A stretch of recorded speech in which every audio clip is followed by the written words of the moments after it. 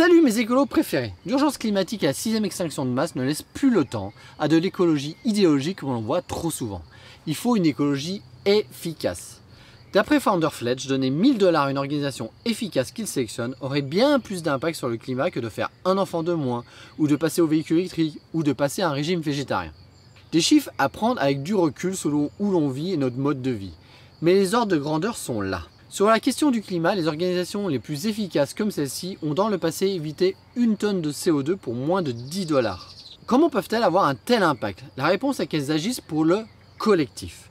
Elles sont souvent spécialisées pour avoir un impact politique et faire des plaidoyers pour changer des lois et donc des leviers plus importants qu'un seul individu dans son coin, aussi vertueux qu'il soit. 10 $ pour 1 tonne donc. Ça tombe bien, il y a 4 ans, j'ai ouvert un Tipeee dans lequel je m'engageais à donner vos dons de la manière la plus efficace possible. Mais qui et comment ai-je choisi pour que ce soit le plus efficace? Regardons ça ensemble.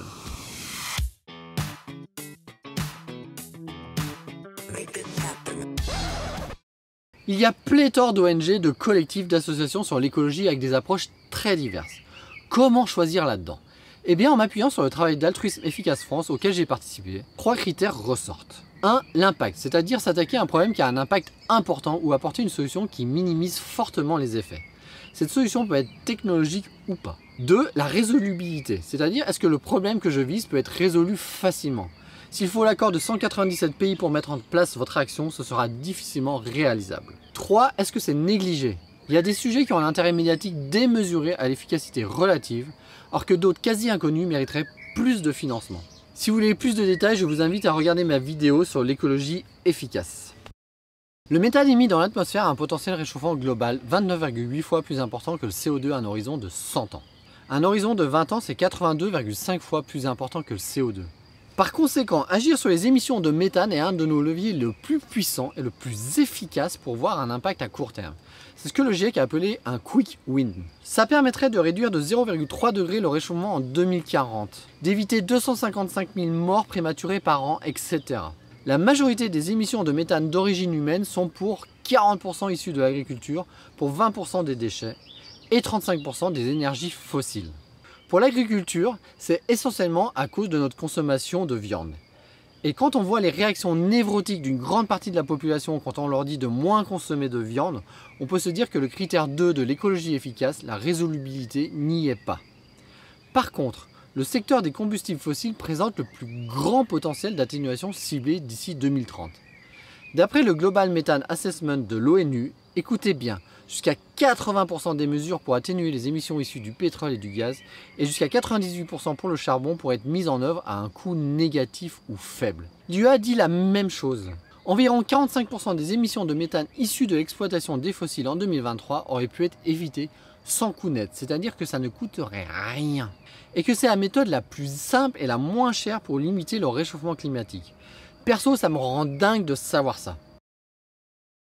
Bon alors il vient d'où le méthane issu du fossile? La moitié des émissions de méthane dues au fossile viennent des États-Unis, avec 50 millions de tonnes sur les 108 issues du fossile. Et quand on regarde plus en détail, le pire endroit du pire endroit, c'est le Texas, avec 53% de la production états-unienne de pétrole et 29% du gaz. Cette production vient essentiellement de l'immense bassin permien.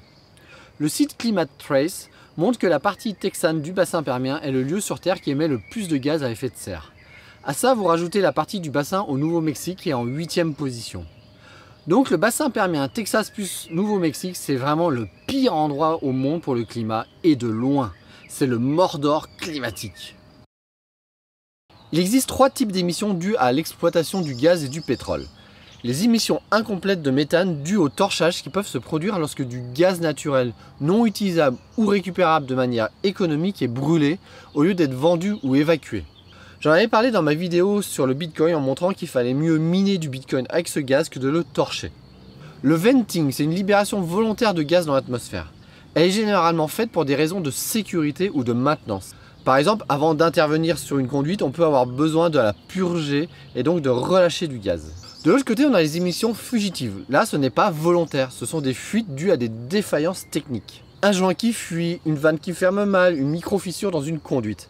Bref, des petites pertes, souvent invisibles, mais qui peuvent représenter de gros volumes sur le long terme. Une grosse étude de Environmental Defense Fund a révélé qu'on avait 10 à 60 tonnes de méthane qui fuient par puits et par rang dans le bassin permien et que dans certains cas extrêmes, on allait jusqu'à 200 tonnes par an.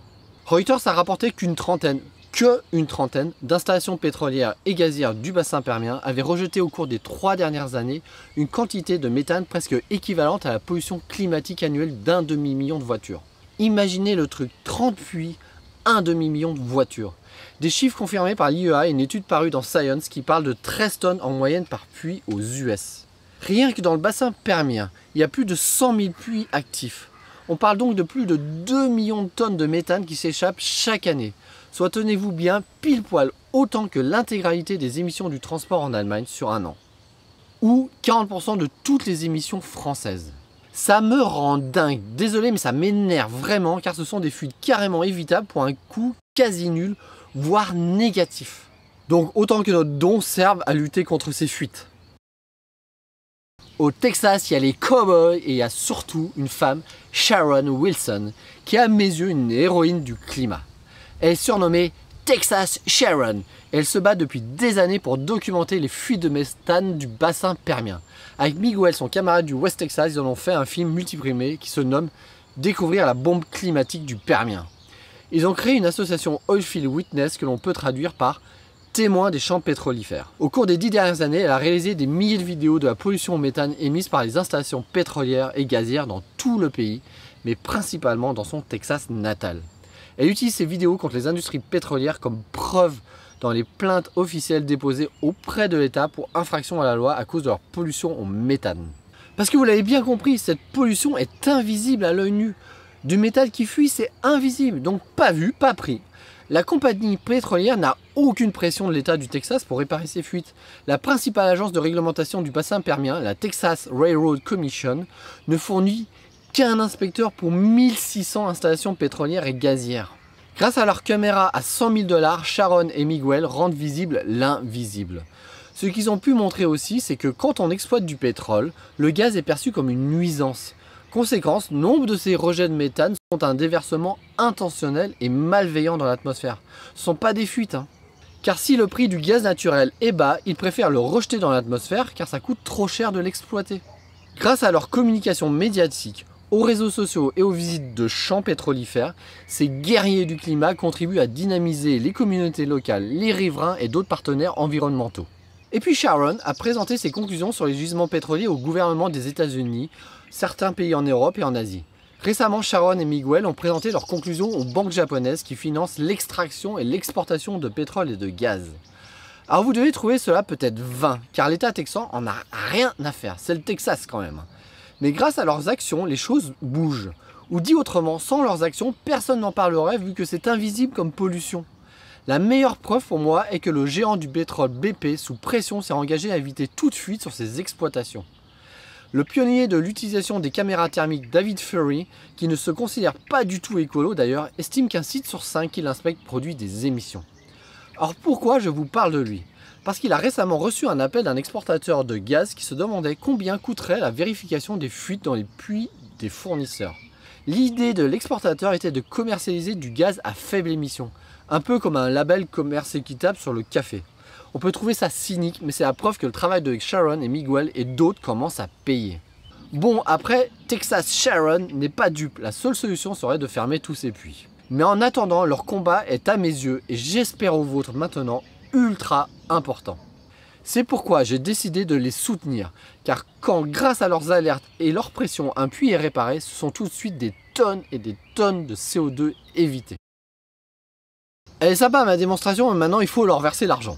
Alors, regardons voir, j'ai reçu en 4 ans sur mon Tipeee 6 623 €. À la fin du mois, je serai à 6 963 €. J'ai décidé de rajouter de ma poche 8% de cette somme pour compenser ce qu'a pris l'entreprise Tipeee au passage, sans parler des impôts que je dois payer pour ces dons, qui en arrondissant donnent à peu près 8 400 $. Ouch, ça pique, j'aurais pu m'acheter 400 kilos de comté, le paradis sur terre.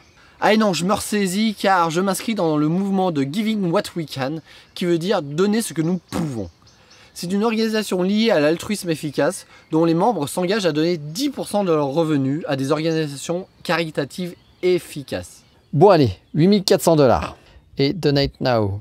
Est-ce que vous êtes sûr de vouloir donner plus de 1000 $? Oui. Bon, j'ai dû le faire en 2 fois, mais voilà, les 8400 $ sont envoyés à ces héros du climat.